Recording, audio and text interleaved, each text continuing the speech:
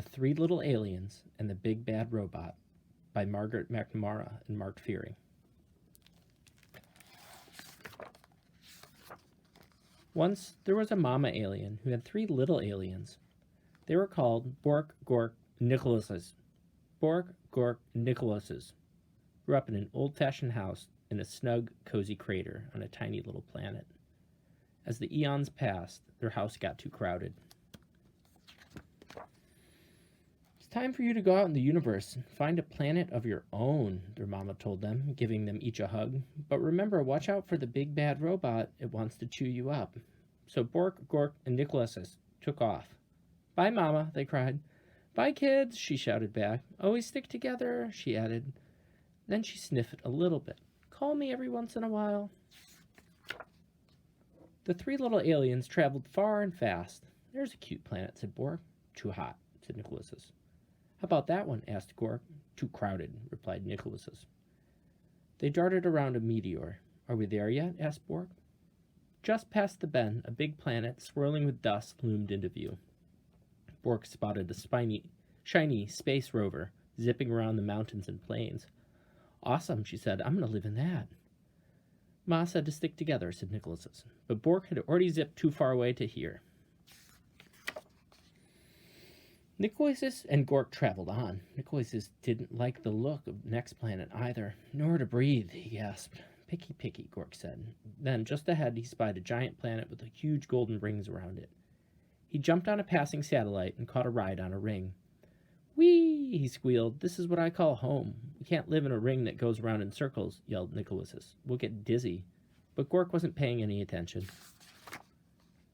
Now Nicholases was all alone. He traveled deeper and deeper into space until he spotted a massive blue planet far out in the galaxy. It had 13 moons and refreshing breezes. This faraway place is where I'll build my home, he said. It will be safe from the big bad robot.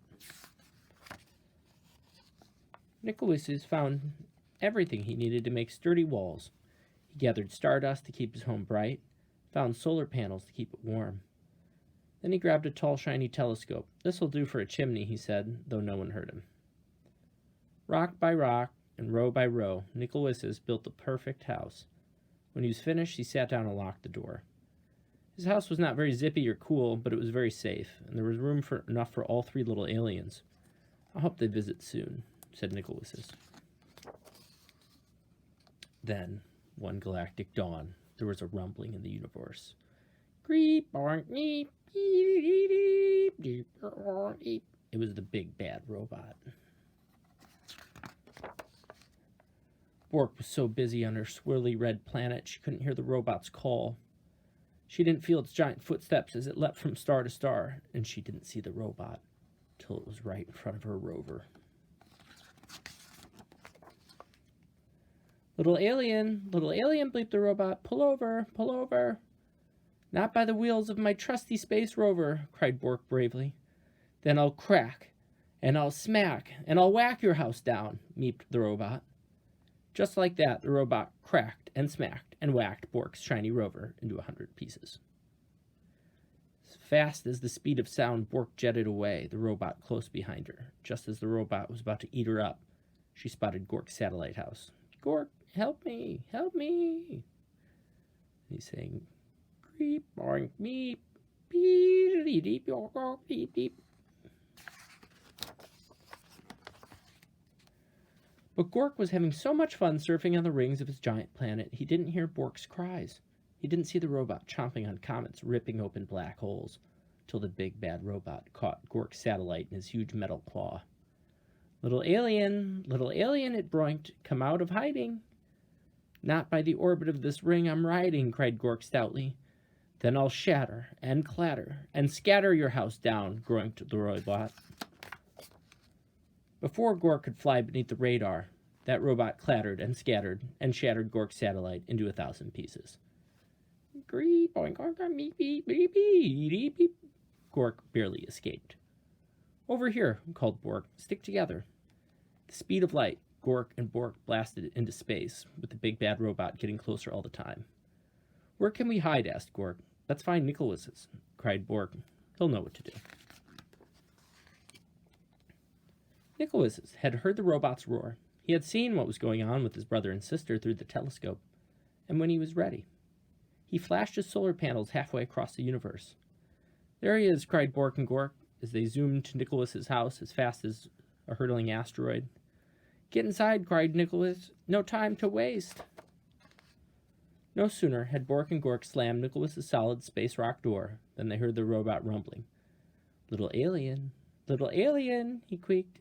"Let me come in." "Not by the slime on my chinny chin chin," cried Nicholas.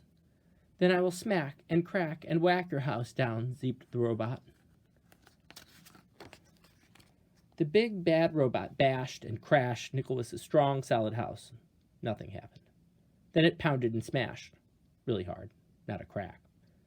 Then it loaded up its triple blaster and zapped that house. But good, that house would not fall down. So the robot forced its way into the little alien's house, right down the chimney. Beep, beep, beep, beep, beep. The aliens covered their ears and waited for the robot to chomp them up. But halfway down the telescope, that robot got stuck tight. It strained and it struggled. It moaned and it groaned. Nicholas's house shook and shuddered, but did it fall down? It did not. The robot gave one more mighty cry and burst into a million pieces. "Cool," said Bork. "Awesome," said Gork. "Just as I planned," said Nicholas. "Just one thing missing," said Bork. "Phone home," said Gork. So Nicholas did. "Ma," he said, "we have the coziest house in the galaxy. Won't you come over and tuck us in?" And she did. The end.